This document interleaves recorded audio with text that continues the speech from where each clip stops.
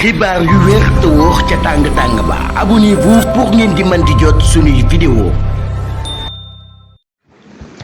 jërë ngeen jëf ci ànd gi ak ñun ci chaîne bii di Buzz 221 HD mbirum Pape Cheikh Diallo ak Djiby Dramé beneen styliste daan nañ koy teg loxo ci Rufisque. gendarmerie nationale ci commandement bu général Martin Faye daan nay intensifier ay action wam ngir xeex bi ñuy xeex ñeel mbirum délinquance ak criminalité ak actes yi nga xam ne ay actes contraires aux bonnes mœurs la. ci dynamique boobee day ñuy xamle ni enquêteur yu brigade de recherche bu campagne de Kër Massar daan nañu franchir sodicon la barre des 76 arrestations ginnaaw bi nga xamee ni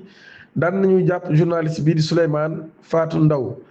interpellation yooyu nag daal mi ngi am ci ab exécution d'une délégation judiciaire émise par le juge d'instruction du premier cabinet par le tribunal de grande instance de Pikine Guédiawaye. bu ñu sukkandiku ci ay information exclusive des gendarmes en civil à bord d'un véhicule banalisé daan nañu effectuer ab descente inopinée aux Almadies 2 ca Rufisque foofee day ci la ñuy tegee loxo styliste bii di E.A. Soumaré moom mii doon amal ab relation amoureuse ak chanteur bii di Djiby Dramé. ginnaaw ay preuves concordantes yoo xam ne daan nañ ko collecté par les enquêteurs à l'issue de l'exploitation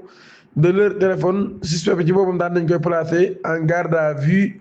après avis du juge d'instruction du premier cabinet. le procureur Salif Dicko daan nañ koy informé ci fee yooyee pour fàttali nag daal styliste bii di Ady Gueye moom mi tamit daan nañ koy tegoon loxo ci mbirum Pape Cheikh Diallo ak ñi mu àndal